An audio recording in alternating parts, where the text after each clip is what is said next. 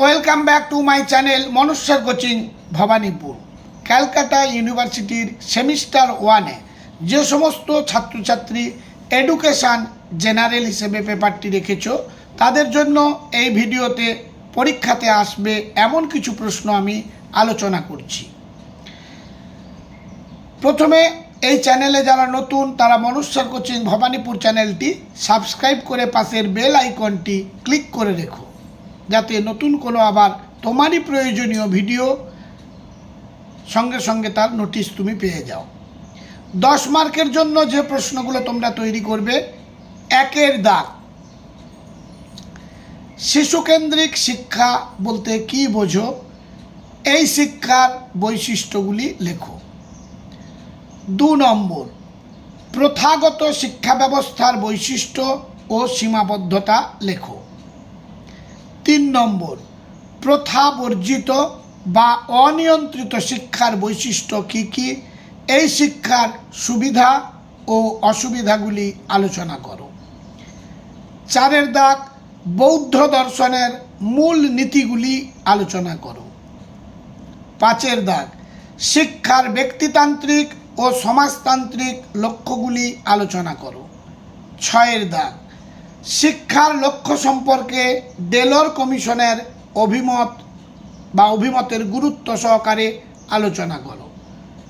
Number 7, শিক্ষার্থীর ওপর বংশগতি ও পরিবেশের প্রভাব আলোচনা করো। 8-এর দাগ, যোগ দর্শনের মূল নীতিগুলি কী কী? আধুনিক শিক্ষায় যোগ দর্শনের ভূমিকা আলোচনা করো।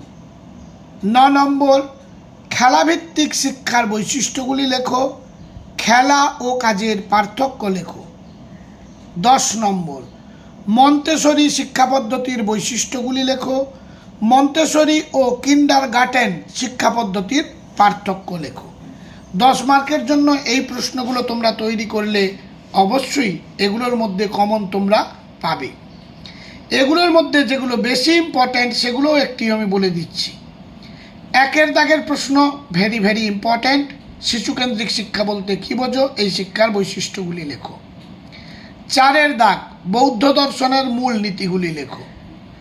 6-এর দাগ, শিক্ষার লক্ষ্য সম্পর্কে ডেলার্স কমিশনের অভিমত গুরুত্ব সহকারে আলোচনা করো। 7-এর দাগ, শিক্ষার্থীর ওপর বংশগতি ও পরিবেশের প্রভাব আলোচনা করো। 9-এর দাগ এবং 10-এর দাগ, এই প্রশ্নগুলো খুব ইম্পর্ট্যান্ট 10 মার্কের জন্য। তবে এগুলোর মধ্যে কোনোটি আবার 5-এও আসতে পারে। 5 মার্কের জন্য যে প্রশ্নগুলো তোমরা তৈরি করবে, 1 নম্বর, খেলাভিত্তিক শিক্ষার বৈশিষ্ট্য কী কী? 2 নম্বর, শিশুকেন্দ্রিক শিক্ষার বৈশিষ্ট্য লেখো। 3 নম্বর, প্রকল্প পদ্ধতির স্তরগুলি বর্ণনা করো।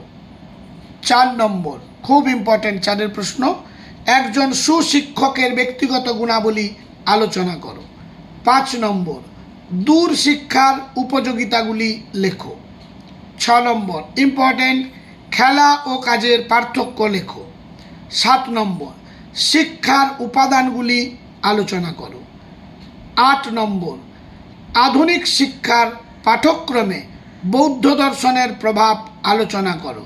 ইম্পর্ট্যান্ট প্রশ্ন। 9-এর দাগ, পতঞ্জলির যোগ দর্শনের মূল নীতিগুলি আলোচনা করো।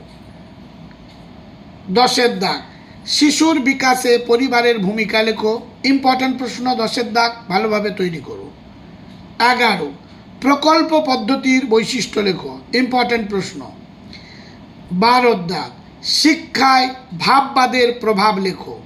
13, ব্যাপক অর্থে শিক্ষার বৈশিষ্ট্যগুলি লেখো। ইম্পর্ট্যান্ট প্রশ্ন। 14-এর দাগ, স্বপাঠক্রমিক কার্যাবলীর প্রকারভেদ এবং শিক্ষায় এর প্রয়োজনীয়তা আলোচনা করো। 15-এর দাগ, ডেলর্স কমিশন প্রস্তাবিত শিক্ষার 4টি স্তম্ভ সম্পর্কে সংক্ষেপে লেখো। 5 মার্কের জন্য এই প্রশ্নগুলো তৈরি করলেই হবে। এগুলোর মধ্যে তোমরা অবশ্যই কমন পাবে। 5-এর জন্য আরেকবার ইম্পর্ট্যান্ট যেগুলো বলে দিচ্ছি, দাগ নম্বর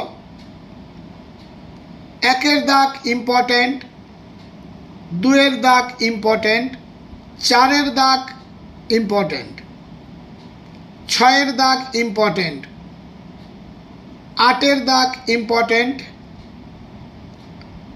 10-এর দাগ শিশুর বিকাশে পরিবারের ভূমিকা ইম্পর্টেন্ট, 11-র দাগ প্রকল্প পদ্ধতির বৈশিষ্ট্য লেখো, 13-র দাগ ব্যাপক অর্থে শিক্ষার বৈশিষ্ট্যগুলি লেখো, 15 ডেলর্স কমিশন প্রস্তাবিত শিক্ষার 4টি স্তম্ভ সম্পর্কে আলোচনা করো।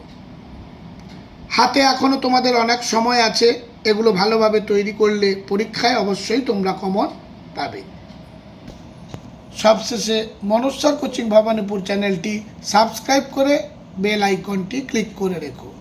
তবে ভুলে যেও না বন্ধুদের মধ্যে শেয়ার করতে, তারাও তাহলে বিশেষ উপকৃত হবে। আজ তাহলে এই পর্যন্ত।